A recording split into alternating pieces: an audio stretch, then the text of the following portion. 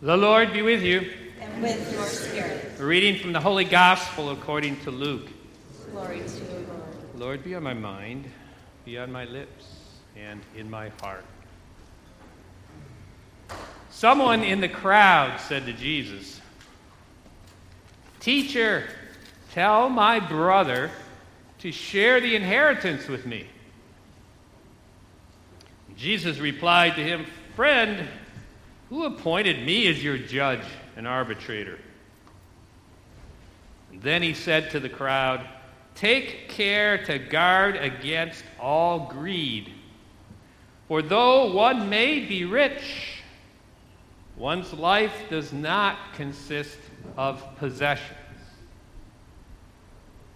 And then he told them a parable. There was a rich man whose land produced a bountiful harvest. And he asked himself, "What should I do? For I do not have space to store my harvest." And then he said to himself, "This is what I shall do. I shall tear down my barns and build larger ones. There I shall store all my grain and other goods.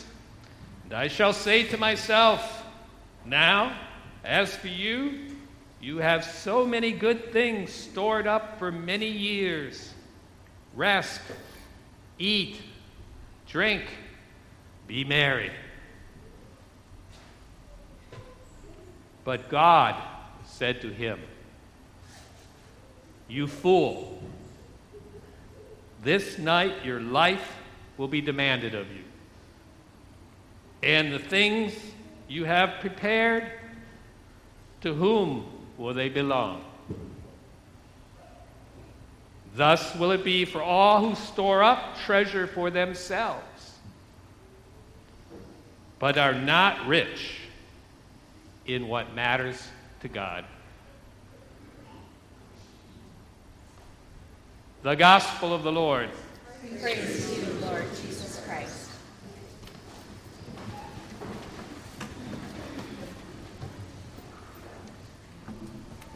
There is a quote made by the actor Jim Carrey, and I don't know Jim Carrey, so I'm not holding him up as an example, but the quote is that I wish everyone could be rich and famous and achieve every one of their dreams, so that they could learn that that is not the answer.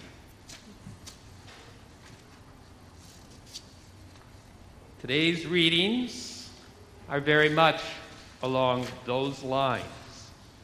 Jesus, whom the person in the crowd asks to settle this decision, and Jesus says, "Who made me your judge and arbitrator?" It's a little bit of an irony there, isn't there? Because in the end, he is our judge. But he says life does not consist of possessions, and that we should aim to be rich in what matters to God.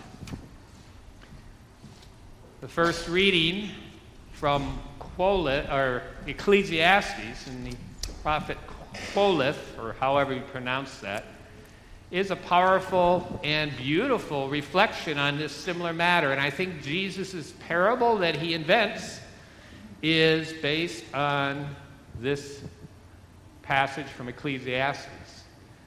Vanity. All things are vanity. When I first heard that for many years, I think of vanity as being in love with yourself. That's not the meaning of vanity here. Like being in vain, something is futile. Or another translation is smoke. It just evaporates. And so what Qoheleth is saying is that I've pursued wisdom, and I've thought about all this stuff. And you know, I can go through life and I can party and I can have a good time, and I can go through life and I can do all the right things and work really hard. But in the end, what's it matter? Everything I've worked hard for is just going to be left to someone else who might not have worked hard for it. And so he concludes that maybe it's better to do the more virtuous thing, but in the end, they're really no different, unless there's something more to this life. Our faith is telling us there is something more to this life. Jesus had revealed the resurrection. And in today's gospel, he's given us a very helpful, we've heard it before, but an important reminder then that life does not consist of possessions. And we can spend a lot of time in this life focusing on things that don't really matter in the end. Right? That's what Qoheleth is saying. All our prestige, all our power, all of our money, all of our accomplishments, in the end, all decay. Unless we work for things that last forever. That's what Jesus is saying. Here's an analogy I came up with. I've used this before, so forgive me if I'm repeating. I get old and forgetful. Many years ago, when I was at my first parish, I think it was in 2002, but I forget now, I was going to World Youth Day in Toronto with our youth group. And I was a young priest, full of energy and vigor. And so the pastor gave me a bunch of money in Canadian dollars to use when I went to Toronto to treat our youth. Me, when I was so into it, all we were doing is praying. We really didn't need any money. And I came back with most of this Canadian dollars. And I came back to the United States and I put it on my desk in my bedroom. And then I started, one day thinking I'm going to cash that in and get some American dollars back. But bank wouldn't take it. Shops wouldn't take it. I was going to have to drive downtown or go to the airport or something. So I never did it. That money was sitting there, Canadian dollars, useless. And when I finally left that parish, I just gave it back to the office, and I'm sure they put it in the drawer, and it's still sitting there probably. So here's kind of my analogy. In this world, we have earthly dollars. I got some right here. Not many. $5 bill. That's an earthly dollar. Now, I ask you, how can I exchange this for a heavenly dollar? Can I take it to the bank? No. But here is how I can exchange it for heavenly dollars. These are now earthly dollars. I'm going to change it.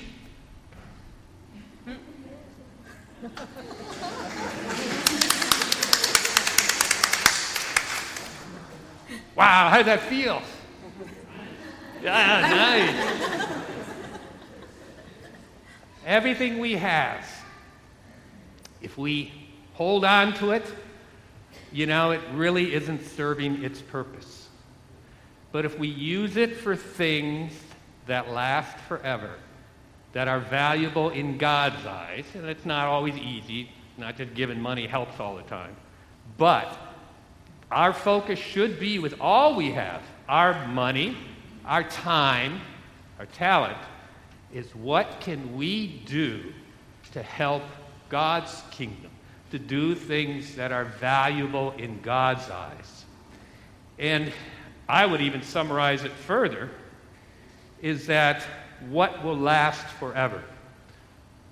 Usually it's the things we do to make another person's lives better, to show our love. And money of itself can't achieve its full purpose unless it's exchanged or given. So to love. Love needs to be given, and there needs to be a beloved. We need to give to others. And so, life's truest, the purpose for life's riches are to express that love, to be given in ways that matter in God's kingdom.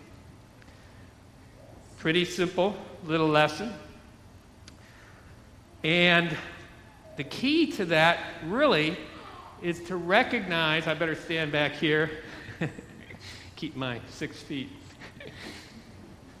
that, everything we have is a blessing and a gift, but everything we have is so much more valuable than anything in this world.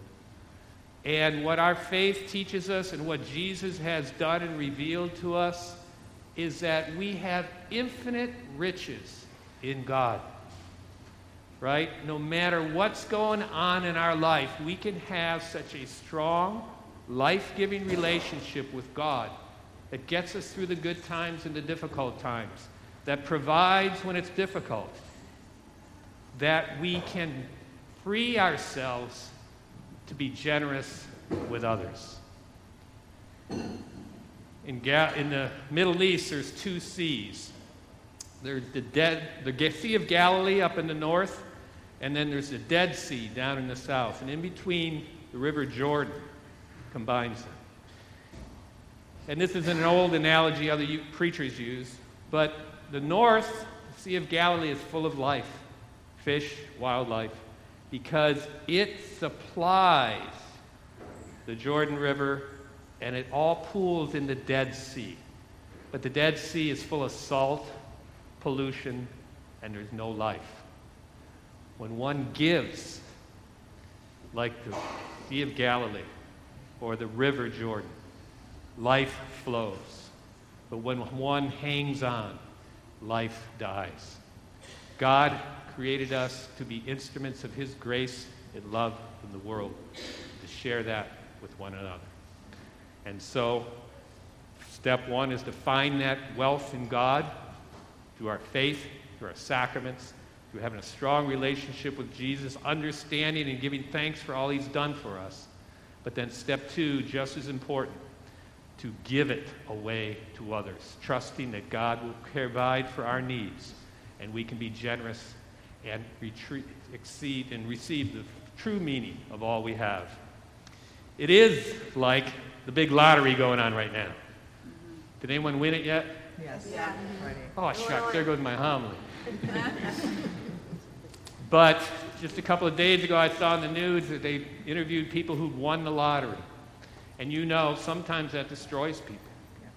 But there was one lady who ended up buying a bunch of gift cards and took them to the store and had the store give them out. Our greatest joy is not in having all this. It's in giving it away and allowing God to touch others' lives with it. Let us focus on what's truly important in our life. Live more simply and be rich in what matters to God.